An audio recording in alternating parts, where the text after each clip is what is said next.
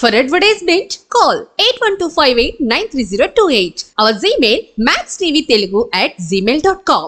Max TV ప్రేక్షకులకు నమస్కారం. నేను మీ శ్రావ్య. ప్రజెంట్ మనతో పాటు కళ్యాణి గారు ఉన్నారు. మరి మేడంతో మాట్లాడదాం. నమస్తే మేడం. నమస్కారం. ఎలా ఉన్నారు? బాగున్నాను మేడం, మరి మీరు ప్రెగ్నెంట్లో ఉన్నప్పుడు మొత్తం స్పిరిచువల్కే కనెక్ట్ అయి ఉన్నారు కదా, మరి ఇప్పుడు ఎవరైతే ప్రెగ్నెంట్లో ఉన్నారో వాళ్ళకి మీరు ఇచ్చే సజెషన్స్ ఏంటి మేడం? ఫుడ్ నుంచి స్టార్ట్ చేసుకొని చెప్దాం. ప్రెగ్నెంట్తో ఉన్న లేడీస్ ఇప్పుడు ప్రెగ్నెన్సీ రావడమే చాలా కష్టతరం అయిపోతుంది. PCODs, thyroids. అయితే వీళ్ళది ఎలా ఉండాలి అంటే, నాకు తెలిసినంత వరకు ఒక 3rd మంత్ వచ్చినాక ప్రెగ్నెంట్ అనేది కన్ఫర్మ్ అయ్యింది. 3rd month or 2nd మంత్లోనే confirm అయింది. తీసుకునే ఫుడ్ ఎంత హెల్దీగా అయితే తీసుకుంటామో, మన థాట్స్ కూడా అంతే హెల్దీగా ఉంచుకుంటే చాలా హెల్దీగా ఉంటాం.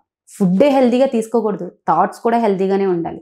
హెల్దీ మీన్స్ పాజిటివ్నెస్, అంతే పాజిటివ్గా ఉండాలి. చక్కగా 3rd మంత్ వచ్చిన కాడి నుంచి పేరెంట్స్తో ఉండే వాళ్ళు అయితే సూపర్, ఇంకా అసలు ఏ వర్క్ చేయక్కర్లేదు. ఇండివిజువల్గా ఉండే వాళ్ళు అయితే మార్నింగ్ లేచామా, త్వరగా లేవలేం కాబట్టి 7కి మార్నింగ్ లేచామా, ఇంట్లో ఏమైనా పళ్ళు ఉంటే చూసుకున్నామా, చక్కగా ఏదైనా స్నానం చేసుకున్నామా, బ్రేక్ఫాస్ట్ చేసామా, చేసి రోజు భగవంతుడి ముందు ఏదొక్క నామాన్ని, ఏదొక్క మంత్రాన్ని బట్టి ఒక దీపం వెలిగించుకొని ఇంత నైవేద్యం ఏదన్నా పెట్టి పానకం నైవేద్యం పెట్టుకుంటే చాలా మంచిది. ప్రెగ్నెంట్తో ఉన్నప్పుడు హీట్ ఎక్కువ వస్తుంది అనమాట బాడీలోని. హీట్ ఎక్కువ వచ్చినప్పుడు పానకం చక్కగా చిన్న గ్లాస్కి పానకాన్ని పెట్టుకొని ఓ 2 డేస్కి ఒకసారి అయినా సరే ఆ పానకాన్ని తీసుకుంటే చాలా మంచిది. హీట్ ఎక్కువ అవుద్ది అని అంటారు. పానకం ఏంటంటే చల్లదనంకే కదా తాగుతాం మనం పానకం.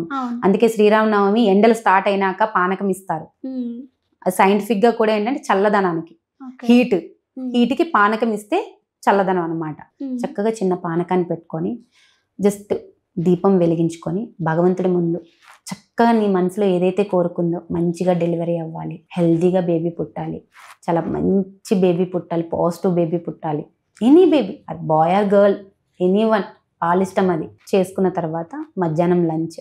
దగ్గరలో వెళ్ళగలిగితే పక్కన కానీ కొంచెం దగ్గరలో గుడి ఏదన్నా ఉంటే మనం నడిచినట్టు ఉంటుంది, ఆ టెంపుల్కి వెళ్ళి జస్ట్ భగవంతుని రోజు, అంటే ప్రెగ్నెంట్లో ఉన్నప్పుడు ఏ రూపాన్ని అయితే నువ్వు ఎక్కువగా తలుచుకుంటూ చూస్తూ ఉంటావో అంతే పాజిటివ్గా, అంతే మంచి రూపంతో బేబీ పుడుతుంది అని పెద్దవాళ్ళు అంటారనమాట. అందువల్ల చక్కగా వాళ్ళే వెళ్ళి చూసేది ఎందుకు, గుడికి వెళ్ళి చక్కగా అమ్మవారు కావచ్చు, కృష్ణుడు కావచ్చు, విష్ణువు కావచ్చు, రాముల వారు కావచ్చు, వినాయకుడు కావచ్చు, ఆ రూపాన్ని అలా దీక్షణంగా కూర్చొని ఒక 10 నిమిషాలు 5 నిమిషాలు చూసి ఇంటికి వచ్చి మళ్ళీ మధ్యాహ్నం లంచ్, ఈవినింగ్ స్నాక్స్, ఎర్లీగా డిన్నర్ చేసేసి రోజు మెడిటేషన్ చేసుకుంటే చాలా మంచిది. నిద్ర అనేది చాలా తక్కువగా పడుతుంది మనకు ఆ టైంలో. రోజు ఒక 5 or 10 minutes డైలీ ఇదే కంటిన్యూ. ఆ టైంలో వర్క్ చెప్పడానికి కూడా ఇంట్లో వాళ్ళు కానీ ఎవరు ఇష్టపెట్టుకోరు. చాలా వర్క్ తగ్గించేస్తారనమాట.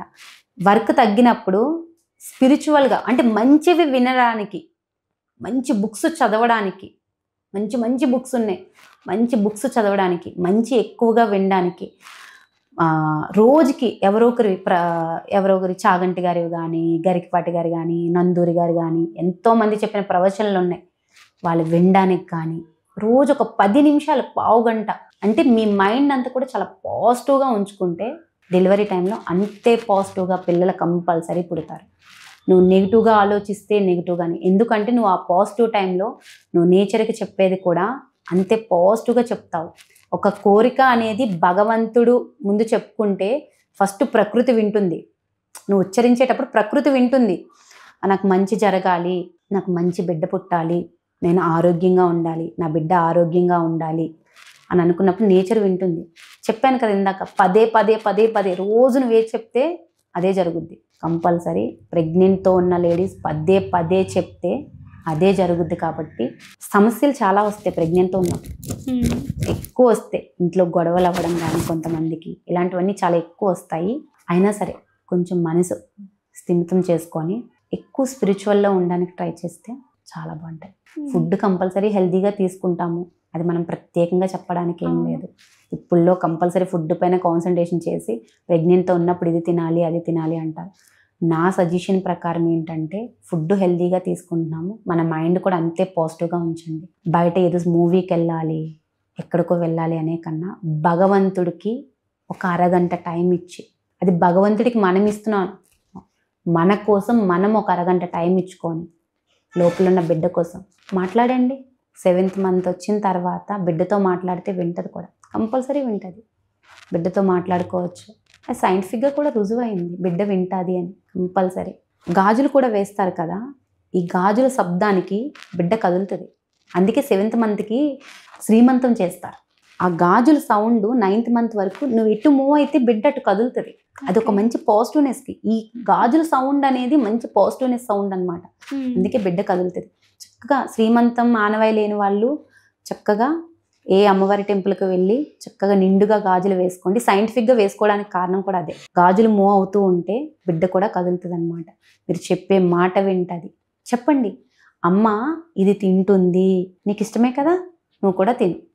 అమ్మ పూజ చేస్తుంది, నువ్వు చూడు, అమ్మ పూజ చేస్తుంది, నువ్వు కూడా దండం పెట్టుకో. అమ్మ ప్రవచనం వింటుంది, నువ్వు కూడా విను. కంపల్సరీ వింటదండి. నా జీవితంలో జరిగింది. ఆ రోజున మనం పిచ్చోళ్ళగా కనిపించొచ్చేమో కానీ నిజంగానే నా జీవితంలో జరిగింది. నాకు ఫస్ట్ ప్రెగ్నెంట్కి నేను అంత తెలివిగా లేను, అంటే అంత నాకు మెచ్యూరిటీ లెవెల్స్ లేవు. నేను కూడా ఒకరి దగ్గర విని ఒక బుక్లో చదివి నేను సెకండ్ ప్రెగ్నెంట్కి ఈ మాట్లాడడం కానీ ఈ గాజుల గురించి కానీ ఇవి తెలుసుకున్నాను. కంపల్సరీ ప్రెగ్నెంట్ అప్పుడు ఇలా ఉంటే, ఒక పాజిటివ్గా ఉన్నప్పుడు పాజిటివ్ బిడ్డ పుడుతుంది. తను భూమిపైకి వచ్చేసరికి అంతే తెలివిగా ఉంటుంది. ఇది నిజం శ్రావ్య. అంటే నేను విన్నాను మేడం, బిఫోర్ వరకు మీకు కూడా పెద్ద దేవుడు అంటే అంత నమ్మకం లేదు.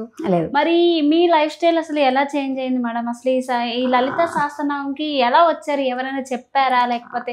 నేను ఫస్ట్ వీడియోలో చెప్పాను. యాక్చువల్లీ నేను ఫస్ట్ వీడియోలో చెప్పాను, అంటే బాబు విషయంలో నేను లలిత సహస్రనామంకి అంతకు ముందు మా పాప పుట్టిందైతే ఇది కూడా నా జీవితంలో జరిగింది. అంటే అమ్మవారి కృప నా పైన ఎక్కువగా ఉందేమో అని ఒక్కొక్కసారి నాకే అనిపిస్తుంది. అంటే నా జీవితంలో కొన్ని సంఘటనలు వినే వాళ్ళకి అబద్ధం అనిపించొచ్చేమో కానీ నా జీవితంలో కొన్ని సంఘటనలు జరిగినాయి. నా కూతురు, నాకు ఫస్ట్ కూతురు అనమాట. నా కూతురు నవరాత్రిలో పుట్టింది. నవరాత్రిలో పుట్టినప్పుడు అప్పటికి నేను అంటే నేను డిగ్రీ 2nd ఇయర్ అనమాట. ఇంత నాలెడ్జ్ లేదు నాకు, దేవుడన్నా ఇదన్నా ఇంత నాలెడ్జ్ అస్సలు లేదు నాకు. నవరాత్రిలో పుట్టేసరికి నేను నవరాత్రులు చేయడం కానీ అలాంటివి ఏం ఉండేవి కాదు. చక్కగా నాన్ వెజ్ తినేదాన్ని. సాటర్డేస్ కూడా నాన్ వెజ్ తినేదాన్ని. నేను సాటర్డేస్ కూడా నాన్ వెజ్ అంటే నాన్ వెజ్ తిన్న వాళ్ళది అందరిది తప్పని నేను అన్ను. అంటే నాది ఆ క్యారెక్టర్ ఉండేదన్నమాట. అంటే 1 డే అని పెట్టుకుంటే ఆ రోజు నాన్ వెజ్ తినం కదా, అలా కాకుండా నేను తప్పే ఉంది అన్నట్టు తినేదాన్ని. నా కూతురు నవరాత్రిలో పుట్టిన తర్వాత ఆరోగ్యం బాగుండేది కాదు, అస్సలు ఆరోగ్యం బాగుండేది కాదు. ఏంటి ఇలా ఉంది అని అనుకునేది అనమాట. ఆల్మోస్ట్ మేము 5 years తనతో చాలా స్ట్రగుల్ పడ్డాం. ఒకరోజు టెంపుల్కి వెళ్ళినప్పుడు ఎవరో చెప్పారనమాట, తను అమ్మవారి అనుగ్రహంతో పుట్టింది, పేరు పెట్టుకొని పుట్టింది. అంటే అమ్మవారి పేరు పెట్టుకొని నవరాత్రిలో పుట్టిందంటే పేరు పెట్టుకొని, ఫస్ట్ అవతారం రోజు పేరు పెట్టుకొని పుట్టినట్టే కదా.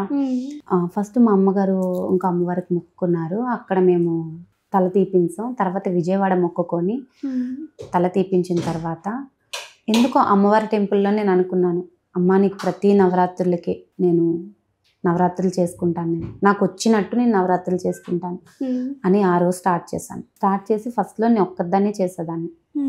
ఈ రోజున మా ఫ్యామిలీలో మేము 4 చేస్తాం. మా హస్బెండ్, 2 పిల్లలు, నేను. నాన్ వెజ్ తినం.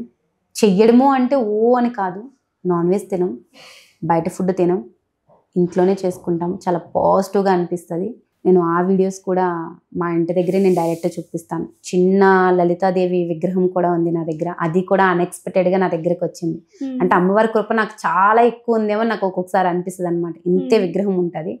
అమ్మ ఎంత కళగా ఉంటుందంటే చాలా కళగా. నాకు శుక్రవారాలు కానీ మంగళవారాలు కానీ నేను అంతే విశేషంగా చేసుకుంటాను అనమాట. విశేషము అంటే నా బాధ అంతా చెప్పుకొని అమ్మవారి ముందు ఒక దీపం వెలిగించుకొని అమ్మవారిని నా కన్నులారా చూసుకోవడమే నా పూజ. అమ్మవారిని నా కన్నులారా చూసుకుంటాను.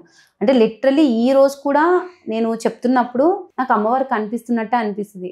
చక్కగా చెరుగ్గడ పట్టుకొని, కురులు, ముక్కు బుడక, ఇటు లక్ష్మీదేవి, ఇటు సరస్వతీదేవి. ఇప్పుడు కూడా నాకు అలా అంటే ఆ రూపం కళ్ళు మూస్తే నాకు ఆ రూపం కనిపించినట్టు అనిపిస్తుంది అనమాట. అంత బిలీవ్ చేసే వరకు వచ్చాను నేను. ఏమీ నమ్మని స్థాయి నుంచి ఈ స్థాయి వరకు నాకు అమ్మవారు అంటే అంత ఇష్టం. అలా నేను బిలీవ్ చేయడానికి కారణం నా కూతురు పుట్టడం నవరాత్రిలో, నా కొడుకు కడుపులో ఉన్నప్పుడు నేను చదివింది లలితా సహస్రనామం. అంటే అమ్మవారికి నాకు చాలా సంబంధం ఉంది. లలితాదేవి నా అమ్మే ఏమో, ఆ రూపంలో ఉన్నది మా ఇంట్లో మా అమ్మ ఉందేమో అని నాకు అనిపిస్తుంది అనమాట. చాలా చక్కగా చెప్పారు madam. Thank you so much. Okay, thank you.